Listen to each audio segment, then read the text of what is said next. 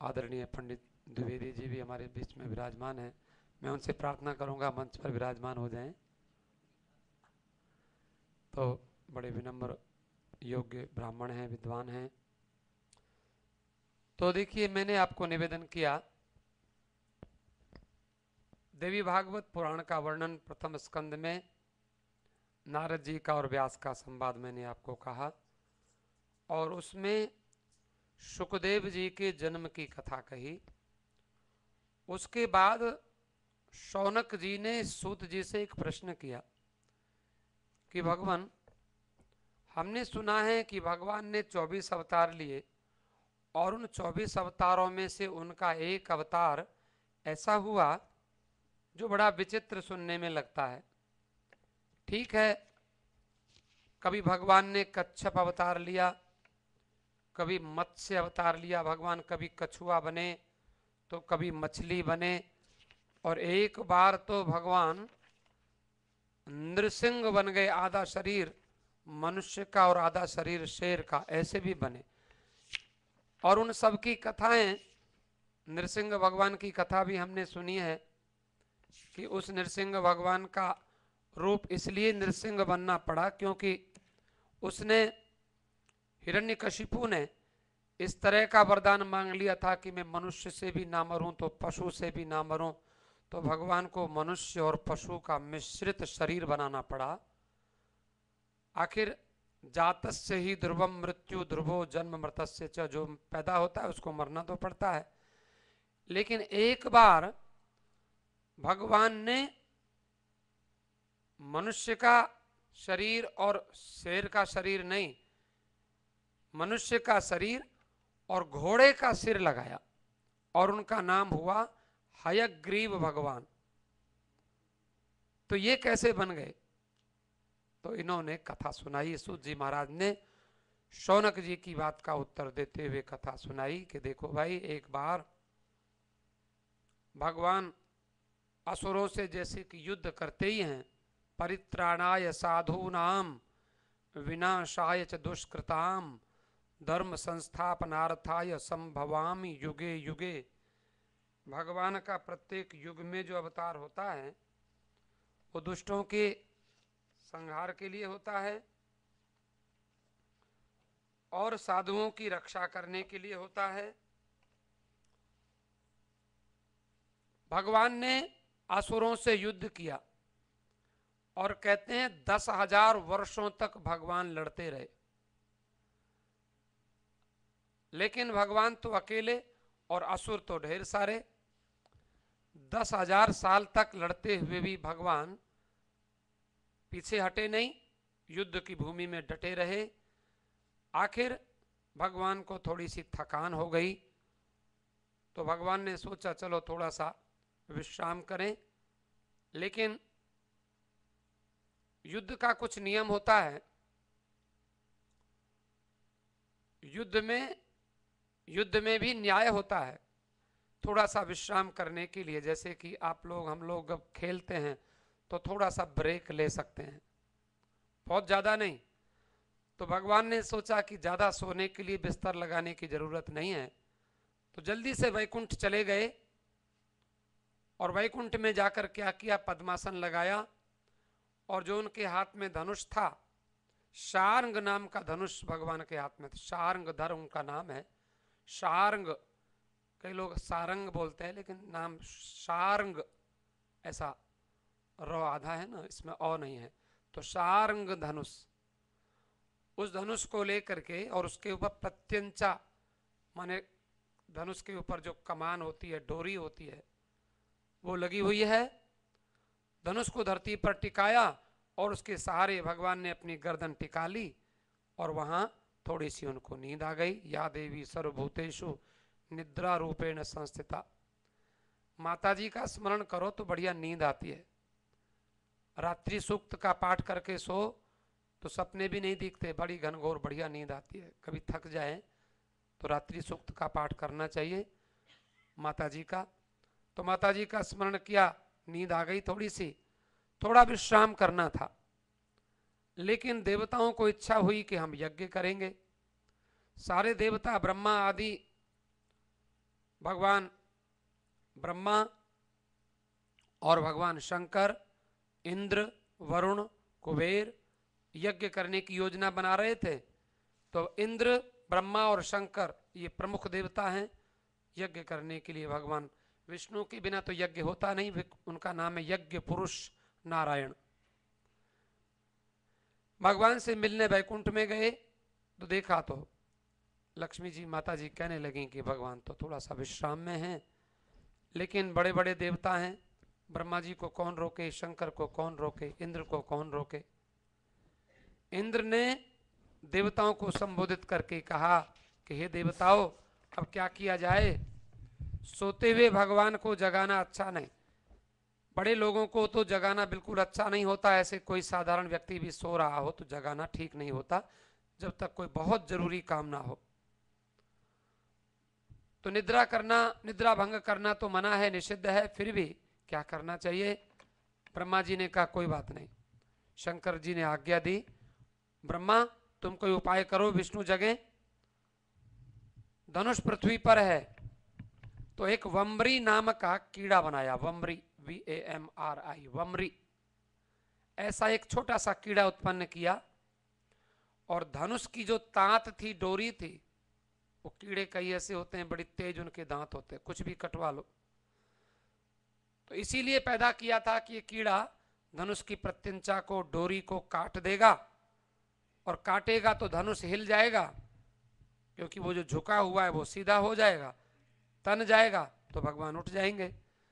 ऊपर को जो तना तो उसने डोरी काट दी, प्रत्यंचा को जैसे भूमि पर रखी हुई थी कीड़े ने खा लिया, धनुष बंधन मुक्त हुआ। प्रत्यंचा कटते बड़े जोर से भयंकर शब्द हुआ और चारों ओर अंधकार छा गया।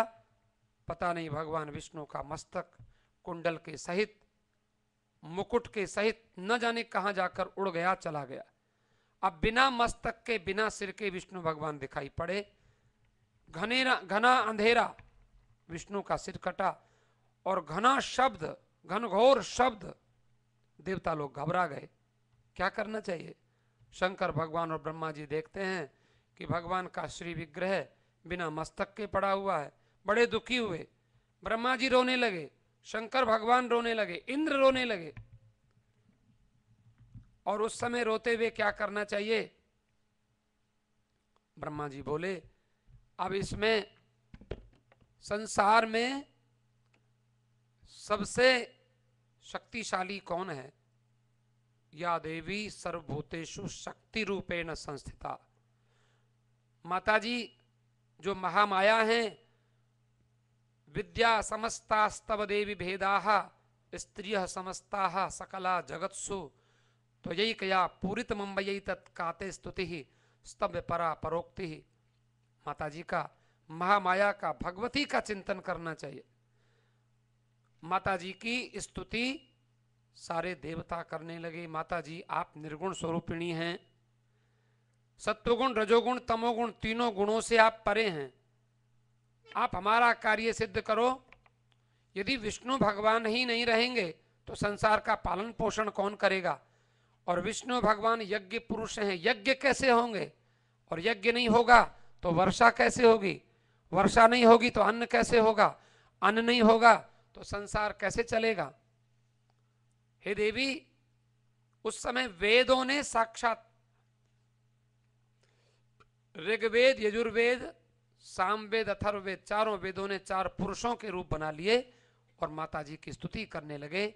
वेद कहते हैं जगत की सृष्टि करना आपका स्वभाव है, आप कल्याण में विग्रह धारण करने वाली हैं, प्राकृतिक गुणों से आप रहित हैं, सारा संसार आपका शासन मानता है।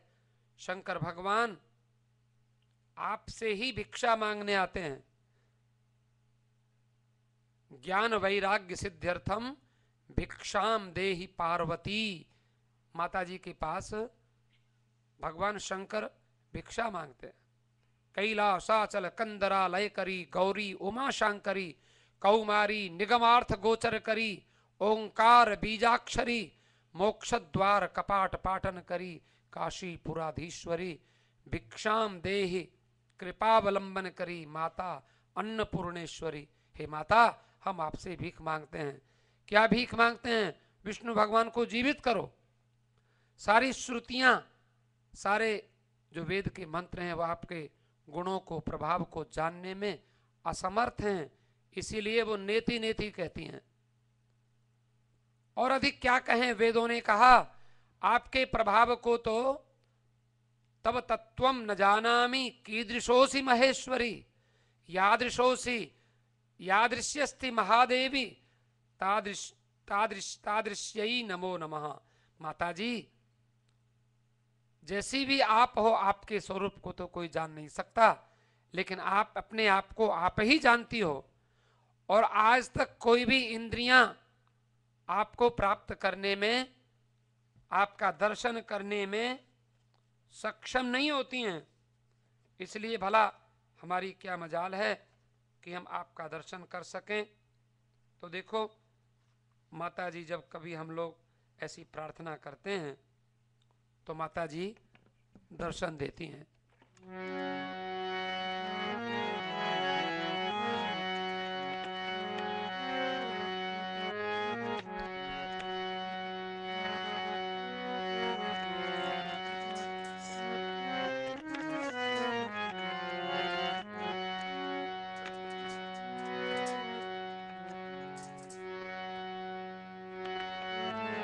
ओ नगरी तर जाएगी जिथे चरण गुरां जी दे पै गए। ओ नगरी तर जाएगी जिथे चरण गुरां जी दे पै गए।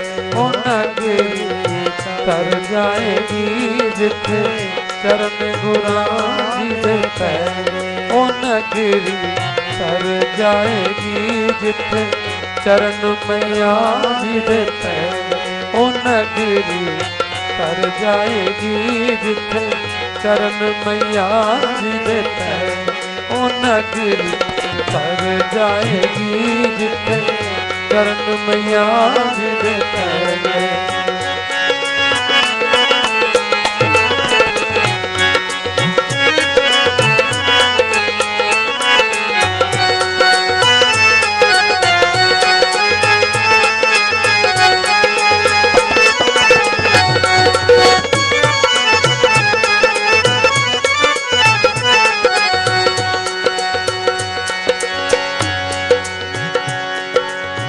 भाग भले जिथे संत पधारे, भाग भले कर सत्संग भव सागर तारे, कर सत्संग भव सागर तारे। भाग भले जिथे संत पधारे, भाग भले जिथे कर सत्संग भव सागर तारे, कर सत्संग भव सागर तारे। ओ नगरी तर जाएगी जिथे चरण संतां दे पै गए। ओ नगरी तर जाएगी जिथे चरण गुरां दे पै गए। सांचे दरबार की। देखिए, आज से ठीक 7वें दिन माता जी का, भामेश्वरी माता का झंडा मेला है। और आप समझते हैं कि माता जी ने भामेश्वरी के रूप में प्रकट होकर और भक्तों के दुख दूर किए। और आज उनकी कृपा, ऐसे बहुत से भक्त हैं, यही नहीं भारतवर्ष में, कनाडा में, यूएसए में, कितने ही देशों में माता जी को मानने वाले लोग हैं। और माता जी का प्रागट्य उत्सव झंडा मेला के रूप में अगले 31 जुलाई को हम लोग मनाएंगे। तो जैसे मैं अभी निवेदन कर रहा था कि माता जी ने, आप पुस्तक यहाँ उपलब्ध है, और भी वेबसाइट है, दुर्गा भामेश्वरी मंदिर फेसबुक है, और यूट्यूब के ऊपर जो भी यहाँ कार्यक्रम होते हैं, हमारे राणा गिल जी, दुर्गा जी, गोपाल जी, और जो भी बड़े बड़े भक्त यहाँ आते हैं, संगीतकार आते हैं, सब अपने अपने कार्यक्रम देते हैं। तो हम प्रयत्न करते हैं उन कलाकारों की इच्छा से कि माता जी का गुणगान कभी यूट्यूब पर प्रीति मिश्रा जी से